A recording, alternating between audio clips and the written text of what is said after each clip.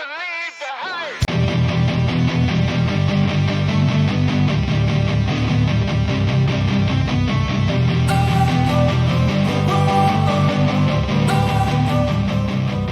Don't wanna sleep in.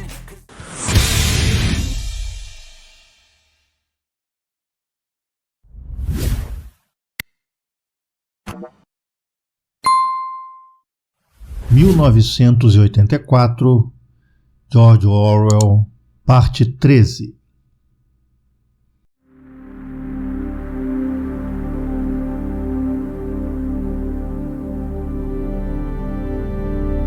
Podemos voltar aqui, disse Julia. Em geral é seguro usar um esconderijo 2 vezes, mas só depois de 1 ou 2 meses, é claro.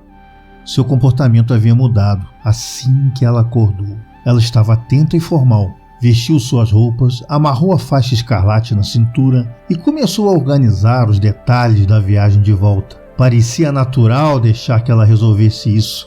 Ela obviamente tinha uma astúcia prática que faltava a Winston e parecia também ter um conhecimento exaustivo do campo ao redor de Londres, resultado de inúmeras caminhadas comunitárias. A rota que ela lhe deu era bem diferente daquela pela qual ele vinha vindo. Ela o levou para uma estação ferroviária diferente. Nunca vá para casa da mesma maneira que veio, disse ela, como se anunciasse um princípio geral importante. Ela partira primeiro e Winston deveria esperar meia hora antes de segui-la. Ela havia nomeado um lugar onde eles poderiam se encontrar depois de trabalho 4 noites depois. Era uma rua em um dos bairros mais pobres, onde havia um mercado aberto que geralmente estava lotado e barulhento. Ela estaria passeando entre barracas, fingindo estar em busca de cadarços ou fios de costura. Se ela julgasse que a costa estava livre, ela soaria o nariz e quando ele se aproximasse. Caso contrário, ele passaria por ela sem reconhecimento, mas com sorte, no meio da multidão, seria seguro conversar durante algum tempo e marcar outra reunião. E agora devo ir, ela disse assim que ele dominou as instruções. Devo estar de volta às 19h30. Tenho que trabalhar 2 horas para a Liga Júnior Antissexo, distribuindo panfletos, ou algo assim. Não é idiota? Você pode me ajudar a me limpar? Tem algum galho no meu cabelo? Você tem certeza? Então adeus, meu amor. Adeus. Ela se jogou em seus braços, beijou-o quase violentamente. E um momento depois, empurrou-o através das mudas e desapareceu na floresta com muito pouco barulho. Até agora, ele não tinha descoberto seu sobrenome nem seu endereço. Entretanto, não fazia diferença, pois era inconcebível que eles pudessem se encontrar dentro de casa ou trocar qualquer tipo de comunicação escrita. No fim, eles nunca mais voltaram para a clareira na floresta. Durante o mês de maio, houve apenas mais uma ocasião em que eles realmente conseguiram fazer amor. Foi em outro esconderijo conhecido por Julia, o campanário de uma igreja em ruínas, em uma região quase deserta do país, onde uma bomba atômica havia caído 30 anos antes. Era um bom esconderijo quando se chegava lá, mas chegar lá era muito perigoso. Para o resto, eles podiam se encontrar apenas nas ruas, em um lugar diferente, todas as noites, e nunca por mais de meia hora cada vez. Na rua, geralmente era possível conversar, de certa maneira, à medida que desciam pelas calçadas apinhadas, não muito próximos e sem se olhar. Mantinham uma conversa curiosa e intermitente, que se acendia e se apagava como as vigas de um farol, de repente cortadas em silêncio pela aproximação de alguém do partido ou pela proximidade de uma teletela, retomadas minutos depois no meio de uma frase, abruptamente cortadas, enquanto se separavam no local combinado. Continuando quase sem introdução no dia seguinte, Julia parecia estar bastante acostumada com esse tipo de conversa que ela chamou de conversa por prestações. Ela também era surpreendentemente hábil em falar sem mexer os lábios. Apenas uma vez, em quase um mês de reuniões noturnas, eles conseguiram trocar um beijo. Eles passavam em silêncio por uma rua lateral. Julia nunca falava quando eles estavam longe das ruas principais. Quando havia um rugido ensurdecedor, a terra se tornava pesada e o ar escurecia. E o Winston estava caído de lado, machucado e assustado. Uma bomba deve ter caído bem perto. De repente, ele se deu conta do rosto de Julia a alguns centímetros do seu próprio rosto, branco de morte. tão branco quanto giz. Até os lábios dela eram brancos. Ela estava morta. Ele a apertou contra si mesmo e descobriu que estava beijando um rosto vivo e quente. Mas havia um pó em seus lábios. Os dois estavam cobertos de gesso. Havia noite em que eles chegavam ao ponto de encontro e tinham que passar um pelo outro sem sinal, porque uma patrulha tinha acabado de chegar na esquina ou um helicóptero estava pairando por cima deles. Mesmo que tivesse sido menos perigoso, assim ainda teria sido difícil encontrar tempo para se encontrar. A semana de trabalho de Winston era de 60 horas. A de Julia era ainda mais longa. Seus dias livres variavam de acordo com a pressão do trabalho e muitas vezes não coincidiam. Julia, em todo caso, raramente tinha uma noite completamente livre. Ela passava uma quantidade surpreendente de tempo assistindo a palestras e demonstrações, distribuindo panfletos para a Liga Júnior Antissexo, preparando faixas para a Semana do Ódio, fazendo coletas para a campanha de economia e outras atividades do tipo. Vale a pena, disse ela. Era tudo disfarce. Se você mantivesse as pequenas regras, podia quebrar as grandes. Ela até induziu Winston a comprometer mais uma de suas noites, inscrevendo-se para o trabalho de munição que era feito em meio período voluntariamente por membros zelosos do partido. Assim, uma noite por semana, Winston passava 4 horas de tédio paralisante, parafusando pequenos pedaços de metal que provavelmente eram partes de fusíveis de bombas em uma oficina gelada e mal iluminada, onde a batida de martelos se misturava sombriamente com a música das teletelas. Quando eles se encontraram na torre da igreja, as lacunas em sua conversa fragmentada foram preenchidas. Era uma tarde de calor. O ar na pequena câmara quadrada, acima dos sinos, estava quente e estagnado, e cheirava a excremento de pombo. Eles se sentaram, conversando durante horas no chão poeirento e sujo, se levantando de vez em quando para lançar um olhar através das seteiras e para certificar que ninguém tivesse vindo. Julia tinha 26 anos de idade. Ela vivia em um albergue com outras 30 meninas. Sempre um fedor de mulheres. Como eu odeio as mulheres, disse ela de forma parentética. Ela trabalhava, como ele havia adivinhado, nas máquinas de escrever romances do departamento de ficção. Ela gostava de seu trabalho, que consistia principalmente em dirigir e reparar um motor elétrico potente, mas complicado. Ela não era inteligente, mas gostava de usar suas mãos e se sentia confortável com as máquinas.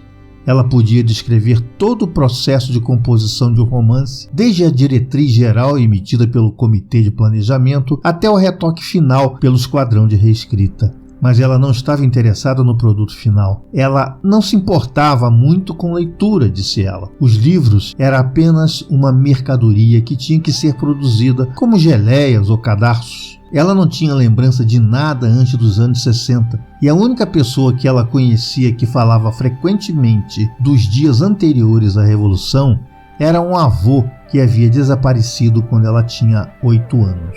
Na escola, ela havia sido capitã da equipe de hóquei e recebera o troféu de ginástica 2 anos seguidos. Ela havia sido líder de tropa nos Espiões e secretária da Liga da Juventude antes de se juntar à Liga Júnior Antissexo. Ela sempre tinha tido um excelente caráter. Ela tinha sido escolhida até mesmo para trabalhar uma marca infalível de boa reputação em Pornosec, a subseção do departamento de ficção que gerava pornografia barata para distribuição entre os proles. A seção foi apelidada de Casa do Muco pelas pessoas que trabalhavam nela, observou. Ela permaneceu 1 ano lá, ajudando a produzir livretos em pacotes selados com títulos como Contos de Surras ou Uma Noite em uma Escola de Meninas, que seriam comprados furtivamente por jovens proletários que estavam sob a impressão de que estavam comprando algo ilegal. Como são esses livros? Perguntou Winston com curiosidade. É um lixo horrível. Eles são chatos. Realmente eles só têm 6 enredos, que são levemente trocados para cada livro. É claro que eu só estava nos caleidoscópios. Eu nunca estive no esquadrão de reescrita. Não sou literária, querido, nem mesmo o suficiente para isso. Ele descobriu com espanto que todos os trabalhadores da Pornosec, exceto os chefes de departamento, eram meninas. A teoria era que os homens, cujos instintos sexuais eram menos controláveis que os das mulheres, corriam mais perigo de serem corrompidos pela imundície com que lidavam. Eles não gostam nem de empregar mulheres casadas lá, acrescentou. As garotas devem sempre ser tão puras. Bem, aqui está uma que não é. Ela teve seu primeiro caso amoroso quando tinha 16 anos com um membro do partido de 60 anos que mais tarde cometeu suicídio para evitar a prisão. Que bom que fez isso, disse Julia. Caso contrário, teria acabado vazando meu nome quando fizessem confessar. Desde então, houve vários outros. A vida, como ela a via, era bastante simples.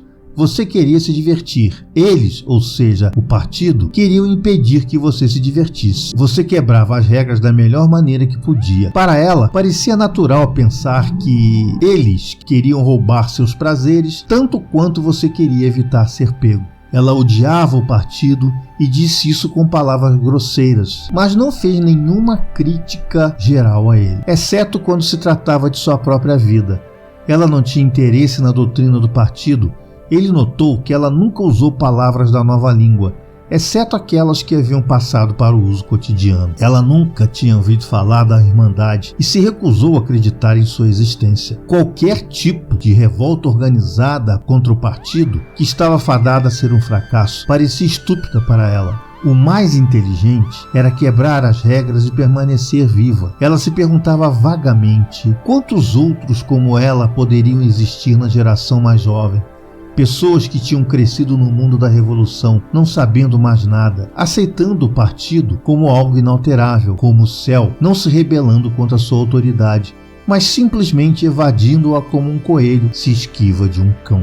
Eles não discutiram a possibilidade de se casar. Era muito remoto para que valesse a pena pensar. Nenhum comitê imaginável jamais sancionaria tal casamento. Mesmo que Catherine, esposa de Winston, pudesse ser de alguma forma ignorada, era inútil, mesmo como um sonho. Como era ela, a sua esposa? Disse Julia. Ela era... Você conhece a palavra na nova língua bom pensamentosa? Significa naturalmente ortodoxa, incapaz de ter um pensamento ruim?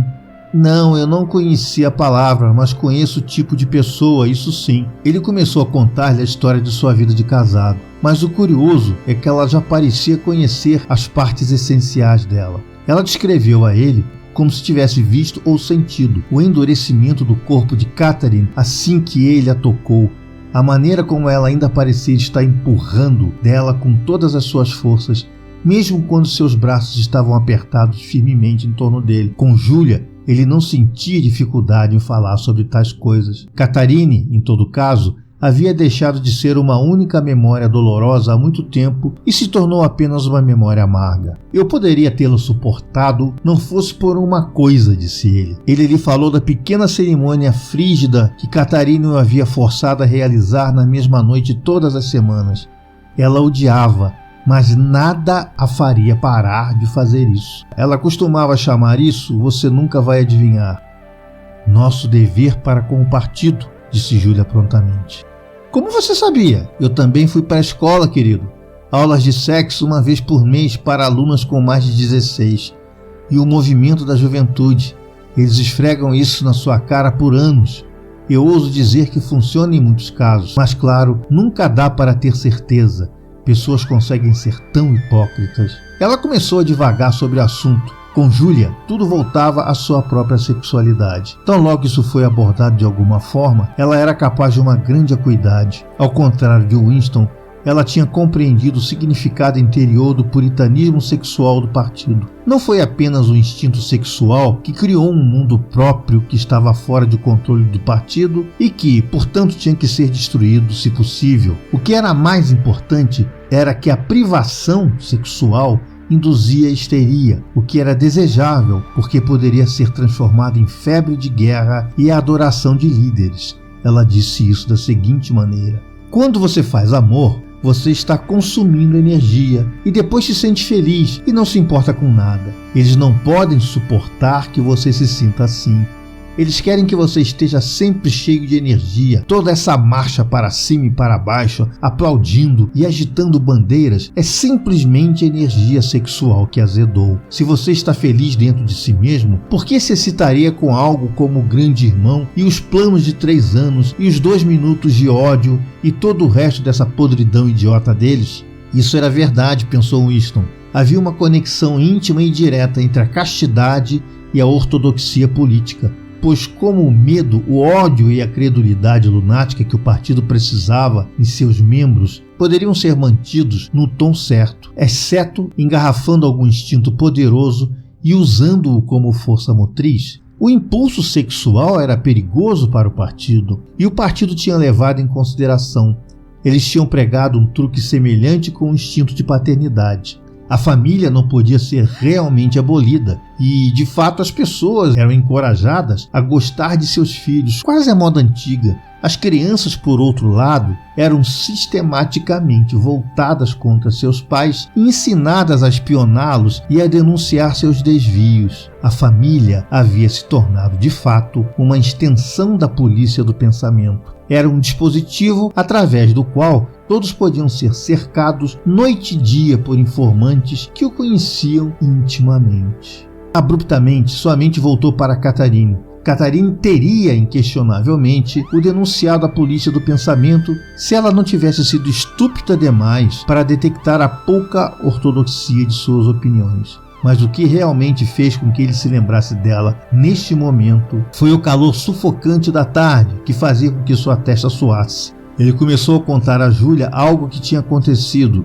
ou melhor, que não tinha acontecido em outra tarde de verão escaldante 11 anos atrás. Foi 3 ou 4 meses depois de terem casado. Eles haviam se perdido em uma caminhada comunitária em algum lugar de Kent. Eles haviam ficado apenas alguns minutos atrás dos outros, mas fizeram uma curva errada e logo se viram encurralados pela borda de uma velha pedreira de giz. Era uma queda de 10 ou 20 metros com pedras no fundo. Não havia ninguém a quem eles pudessem perguntar o caminho. Assim que ela percebeu que eles estavam perdidos, Catharine ficou muito inquieta. Estar longe da multidão barulhenta de caminhantes, mesmo por um momento, deu a ela a sensação de estar fazendo a coisa errada. Ela queria voltar depressa pelo caminho que tinham vindo e começar a procurar em outra direção. Mas nesse momento, Winston notou algumas flores crescendo nas fendas do penhasco abaixo deles. Um ramo era de 2 cores, magenta e vermelho tijolo, aparentemente crescendo na mesma raiz. Ele nunca tinha visto nada do tipo antes e chamou Catharine para vir e olhar com ele. Olhe, Catharine, olha para essas flores. Aquela ali perto do fundo, você está vendo que elas são de 2 cores diferentes? Ela já tinha se virado para ir embora, mas voltou por um instante muito mal-humorada. Ela até se inclinou sobre a face do penhasco para ver para onde ele estava apontando. Ele estava um pouco atrás dela e colocou sua mão sobre a cintura dela para firmá-la. Nesse momento, de repente, lhe ocorreu como eles estavam completamente sozinhos. Não havia uma criatura humana em lugar algum, nem uma folha agitando, nem mesmo um pássaro acordado. Em algum lugar como este, o perigo de haver um microfone escondido era muito pequeno. E mesmo que houvesse um microfone, ele só captaria sons. Era a hora mais quente e letárgica da tarde. O sol brilhava sobre eles, o suor fazia cócegas em seu rosto e lhe veio um pensamento. Por que você não lhe deu um empurrão? Perguntou Júlia. Eu teria dado. Sim, querida, você teria mesmo. Eu teria, se eu fosse na época a mesma pessoa que sou agora. Ou talvez eu não tenho certeza. Está arrependido de não ter empurrado? Estou, de modo geral, lamento não ter feito isso. Eles estavam sentados lado a lado no chão empoeirado. Ele a puxou para perto de si. A cabeça dela descansou no ombro dele. O cheiro agradável de seu cabelo, vencendo o cheiro de esterco do pombo, era muito jovem. Ele pensou, ela ainda esperava algo na vida. Ela não entendia que empurrar uma pessoa inconveniente sobre um penhasco não resolveria nada. Na verdade, isso não teria feito diferença, disse ele. Então por que você lamenta? Só porque eu prefiro um positivo ao negativo. Não podemos ganhar esse jogo que estamos jogando. Alguns tipos de fracasso só são melhores do que outros, só isso. Ele sentiu os ombros dela se movimentando em desacordo. Ela sempre o contradizia quando ele dizia algo desse tipo. Ela não aceitaria como lei da natureza que o indivíduo seja sempre derrotado. De certa forma, ela percebeu que mais cedo ou mais tarde a polícia do pensamento iria pegá-la e matá-la. Mas com outra parte de sua mente, ela acreditava que de alguma forma era possível construir um mundo secreto no qual você pudesse viver como se escolhesse. Tudo o que você precisava era de sorte, astúcia e ousadia. Ela não entendia que não havia felicidade, que a única vitória estava no futuro distante, muito depois da morte. que a partir do momento que declarasse guerra ao partido, era melhor se considerar um cadáver. Nós somos os mortos, disse ele. Ainda não estamos mortos, disse Júlia prosaicamente. Não fisicamente. 6 meses, 1 ano, 5 anos, concebivelmente. Eu tenho medo da morte, você é jovem, então presumivelmente tem mais medo da morte do que eu. Obviamente, vamos adiá-lo o máximo que pudermos, mas isso faz muito pouca diferença. Enquanto os seres humanos permanecerem humanos, a morte e a vida são a mesma coisa. Ah, bobagem! Com quem você prefere dormir? Comigo ou com o esqueleto? Você não gosta de estar vivo? Você não gosta de sentir? Este sou eu, esta é a minha mão, esta é a minha perna, eu sou real, sou sólido, estou vivo. Você não gosta disso? Ela se torceu e apertou o peito contra ele. Ele podia sentir os seios dela, maduros mas firmes, através de seu macacão. O corpo dela parecia estar derramando um pouco de sua juventude e vigor no dele. Sim, eu gosto disso, disse ele. Então pare de falar em morrer. E agora ouça, querido. Temos que combinar nosso próximo encontro. Acho que podemos voltar para o lugar da floresta. Ele já deu uma boa descansada, mas é preciso chegar lá de outro jeito. Eu tenho tudo planejado. Você pega o trem, mas veja, vou desenhar para você. E de seu jeito prático, ela criou um pequeno quadrado de pó com o galho de um ninho de um pombo. Começou a desenhar um mapa no chão. Fim da parte 13.